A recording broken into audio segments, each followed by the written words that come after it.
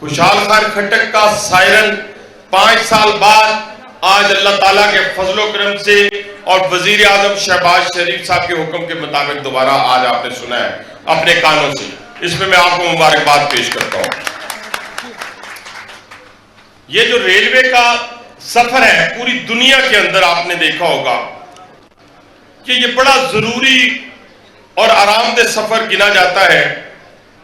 اور ریلوے کی کیا اہمیت ہے. ابھی جب روڈز بلاک ہیں ہر جگہ کے اوپر یا فوگ کے دنوں میں بسیں نہیں چل رہی ہوتی تو لوگ ٹرین کا رخ کرتے ہیں. اور آج 3 دن سے پورے پاکستان کی جو ٹریڈرز کمیونٹی ہے اس نے ہمارے ریلوے کے آفیسز کا رخ کر لیا ہے اور اپنا سامان کی رسد کے لیے وہ ہم سے رابطے میں ہے, ہمارے ڈی ایس سے رابطے میں ہیں.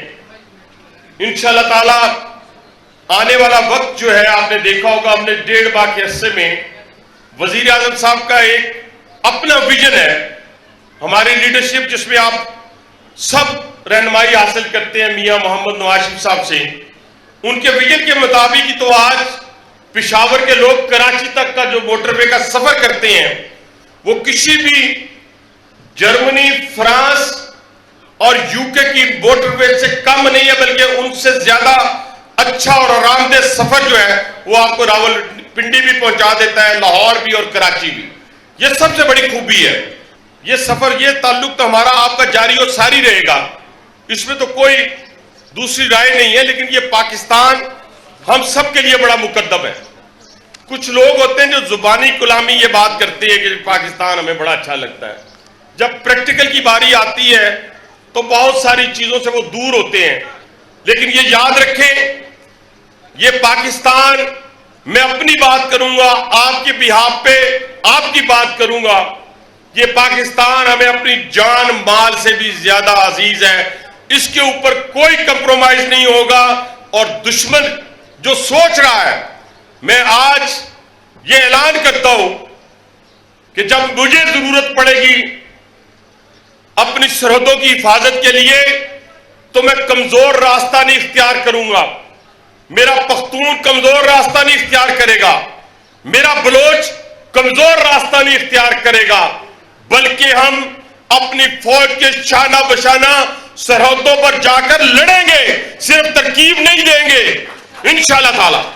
ہماری لیڈرشپ نے ہمیں اور ہمارے پاکستان کو بنانے والی قیادت نے ہمیں تہذیب و تمدن کے دائرے میں رہ کر اپنے موقف کو اپنانے کے لیے کہا ہے. ہم گالی نہیں دیں گے, ہم اپنے ملک پہ چڑھائی نہیں کریں گے, ہم اپنے ملک کی تنصیبات کو آگ نہیں لگائیں گے. ہم وہی کام کریں گے میرے دوستوں, میرے بھائیوں.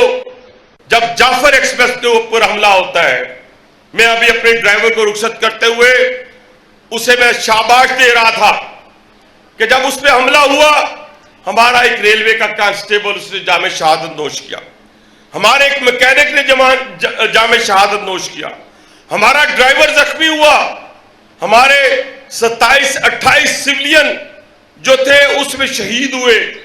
لیکن کیا ہوا, جب ہمیں سیکیورٹی کلیئرنس ملی تو میرا ڈرائیور تیسرے دن پھر اسی جعفر ایکسپریس کو لے کے چلا. تو میں نے ایک میسج دیا, وہ میسج آپ نے بھی دینا ہے. یہ پاکستان ہے تو ہمیں یہ سہانے خواب دکھانے والے یاد رکھیں. یہ جو ہم دعوے کرتے ہیں نا, کبھی منرلز کا, کبھی گندم کا, کبھی ہر جگہ کے اوپر بات کی بولیاں بولی جاتی ہیں. یہ دنیا کے کسی اس ملک میں نہیں بولی جاتی جہاں پہ پوری قوم اس طرح ہوتی ہے. یہ نہیں بولی جاتی. کبھی ایک گھر میں گھر چلانے والے نے بھی کہا ہے کہ میرا یہ کمرہ ہے, میرا وہ کمرہ ہے, میں نے یہ لینا ہے, میں نے وہ لینا ہے.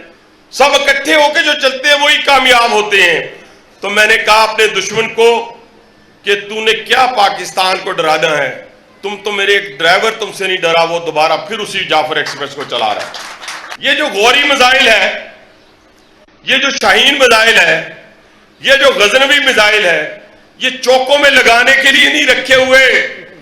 یہ ہم نے الحمدللہ ان کا رخ دشمن کی طرف ہے.